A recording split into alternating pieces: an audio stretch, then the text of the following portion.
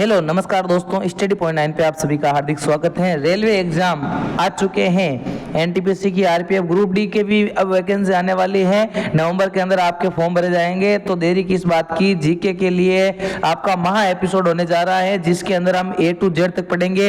औपनिवेशिक काल से राजनीतिक, सामाजिक और इसके बारे में आज हम चर्चा करेंगे। तो हम शुरुआत करते हैं। ये हमारा टेलीग्राम चैनल है, जहाँ पे आपको वीडियो की पीडीएफ मिल जाएगी कि तुम बैठे रहो किस्मत के भरोसे, यहाँ तो दिन रात मेहनत चल रही है। हार कैसे मान लूं यार, जब जीत का इंतजार मेरी माँ कर रही है। तो आप तैयार हो तो पहले क्वेश्चन की ओर चलते हैं। सबसे पहले शुरुआत क्वेश्चन करते हैं कि हिंदू विधवा पुनर्विवाह अधिनियम, हिंदू विधवा पुनर्विवाह अधिनियम किस वर्ष पारित किया गया। तो इसकी बात कर लेते हैं। 1856 के अंदर पारित किया गया था। कब पारित किया गया था? 1856 के अंदर पारित किया गया था, जिसमें ईस्ट इंडिया कंपनी के शासन के तहत भारत के सभी न्यायालयों में विधवाओं के पुनर्विवाह को वैध बनाया गया। मतलब यहाँ पे वैध साबित कर दिया गया है कि आप जो हिंदू महिलाएं विधवा हो चुकी है वो वापस अपना विवाह कर सकती हैं। ठीक है ना। कौन से? हिंदू विधवा पुनर्विवाह अधिनियम 1856 के थे। ठीक है। अच्छा, इनसे भी पहले हमारे भारत के अंदर भी समाज सुधारक हुए हैं। इस जो समाज सुधारक हुए हमारे भारत के अंदर, और उनका नाम है हमारे ईश्वर चंद्र विद्यासागर। ईश्वर चंद्र विद्यासागर है, जिन्होंने हिंदू विधवा पुनर्विवाह के लिए यहाँ पे बात कही थी। ठीक है ना। हिंदू विधवा पुनर्विवाह के लिए उन्होंने बात की थी ईश्वर चंद्र विद्यासागर के द्वारा, जो हमारे समाज सुधारक रहे हैं। ठीक है ना। अच्छा, दूसरे यहाँ पे समाज सुधारक कौन रहे थे जिन्होंने ये पुनर्विवाह के बारे में की हैं? तो वो है पंडित विष्णु जो शास्त्री, पंडित विष्णु शास्त्री जी के द्वारा यहाँ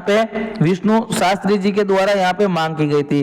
अच्छा, विष्णु शास्त्री जी के द्वारा तो एक संस्था का गठन भी कर दिया गया था इस हिंदू विधवा पुनर्विवाह के लिए। उस संस्था का नाम था विधवा पुनर्विवाह संघ। क्या नाम था? विधवा पुनर्विवाह संघ नाम से इन्होंने तो एक संस्था भी बना दी थी। ठीक है ना।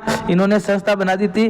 और कब बनाई थी? तो इस संस्था बनाई थी इन्होंने 1850 के अंदर। 1850 के अंदर इन्होंने बॉम्बे के अंदर इस संस्था का यहाँ पे स्थापना की थी, बॉम्बे के अंदर। ठीक है ना। अच्छा, अगले क्वेश्चन की ओर बढ़ते हैं। अगला क्वेश्चन क्या है? अगला क्वेश्चन है 1909 के भारतीय परिषद अधिनियम को किस नाम से जाना जाता है। तो इनको जाना जाता है मार्ले मिंटो सुधार। किस नाम से? मार्ले मिंटो सुधार नाम से जाना जाता है। और ये भारत का राज्य सचिव हुआ करते थे। ठीक है ना। कौन हुआ करते थे? भारत का राज्य सचिव। अच्छा, ये भारत के राज्य सचिव तो है, लेकिन इसको मार्ले मिंटो सुधार क्यों आया था? तो मैं आपको बता देता हूं। क्योंकि देखो, एक संगठन था जिसकी द्वारा उसकी बैठक चल रही थी 1908 के अंदर, जिसका नाम था मुस्लिम लीग। मुस्लिम लीग। अच्छा, मुस्लिम लीग की हम बात करें तो बहुत ही एग्जाम के अंदर पूछा गया क्वेश्चन है कि मुस्लिम लीग की स्थापना कब हुई थी। तो इसकी स्थापना हुई थी 1906 के अंदर। कब हुई थी? 1906 के अंदर हुई थी। कहाँ पे हुई थी? तो ढाका के अंदर हुई थी। ठीक है ना। अच्छा, जो 1908 के अंदर बैठक हो रही थी, इसके जो अध्यक्षता कर रहे थे सर सैयद अली इमाम। कौन कर रहे थे? सर सैयद अली इमाम इसकी बैठक कर रहे थे। ठीक है ना। अध्यक्षता कर रहे थे।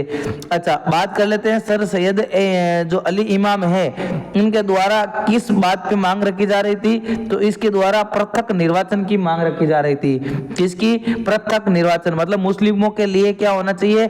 तक अलग से निर्वाचन क्षेत्र होना चाहिए और अलग से यहाँ पे सीटें रिजर्व होनी चाहिए। ठीक है ना। अच्छा, इसको लेके आईएनसी के द्वारा, इंडियन नेशनल कांग्रेस के द्वारा इसका क्या किया जा रहा था? विरोध किया जा रहा था। लेकिन जो मार्ले मिंटो है, उनके द्वारा, या कह सकते हो आप ब्रिटिश क्राउन के द्वारा, यहाँ पे उनको तो क्या मिल गई? मौज मिल गई। क्यों? क्योंकि उनको तो पता था कि जब ये पृथक निर्वाचन क्षेत्र की मांग करेंगे तो इनके बीच में फूट पड़ जाएगी, और जब फूट पड़ जाएगी तो हमें मजा आ जाएगा, हम और काफी दिनों तक क्या करेंगे? राज करेंगे। ठीक है, काफी वर्षों तक।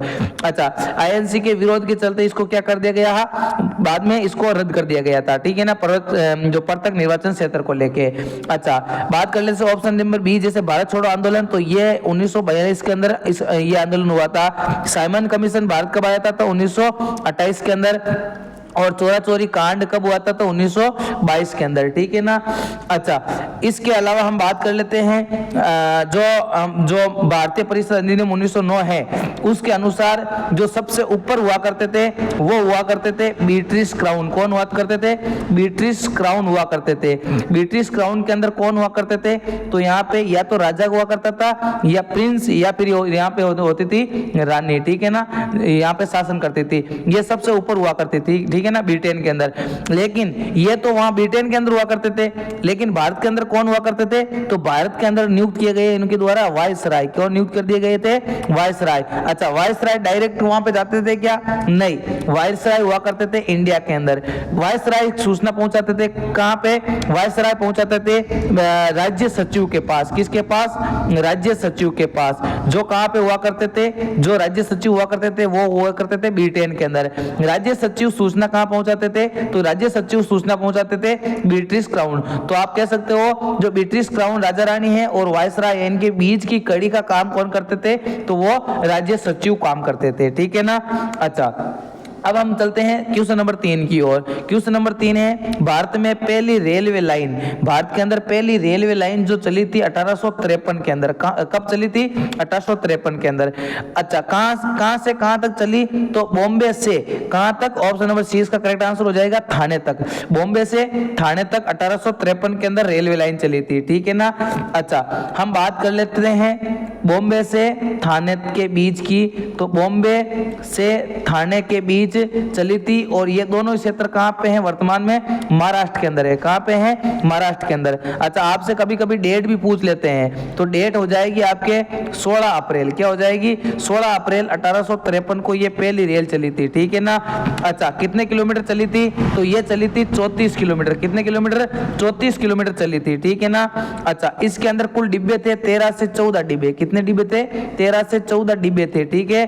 अच्छा, इसके अलावा इसके अंदर जो लोग बैठे थे वो बैठे थे 400 लोग। कितने लोग? 400 लोग। अच्छा, वेरी इंपॉर्टेंट यहाँ पे पॉइंट्स बनता है, वो बनता है इसका जो ये कौन सा इंजन था? तो ये इंजन था भाप का इंजन। कौन सा इंजन था? भाप का इंजन था, ठीक है ना। भाप का इंजन था और इसके अंदर इसको खींचने के लिए या कैसे ढोने के लिए 3 इंजन काम कर रहे थे, जिनका नाम है साहिब, सिंध और सुल्तान। साहिब, सिंध और सुल्तान, ये 3 क्या थे? इसको ढोने के लिए इंजन थे, ठीक है ना। ये आपको ध्यान में रखना है। और ये एक कैसी ट्रेन थी? ये एक थी पैसेंजर ट्रेन। कैसी ट्रेन थी? पैसेंजर ट्रेन थी, ठीक है ना।